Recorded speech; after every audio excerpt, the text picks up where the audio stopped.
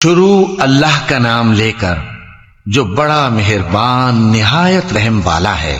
سورج کی قسم اور اس کی دھوپ کی، اور چاند کی جب وہ اس کے پیچھے چلے، اور دن کی جب وہ اسے روشن کر دے، اور رات کی جب وہ اسے چھپا لے، اور آسمان کی اور اس ذات کی جس نے اسے بنایا، اور زمین کی اور اس ذات کی جس نے اسے پھیلایا، اور نفس انسانی کی اور اس کی جس نے اسے درست کر کے بنایا۔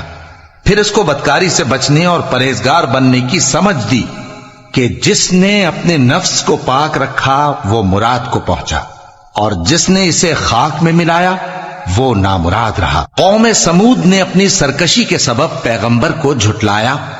جب ان میں سے ایک نہایت بدبخت اٹھا تو اللہ کے پیغمبر صالح نے ان سے کہا کہ اللہ کی اونٹنی اور اس کے پانی پینے کی باری سے خبردار رہو، مگر انہوں نے پیغمبر کو جھٹلایا۔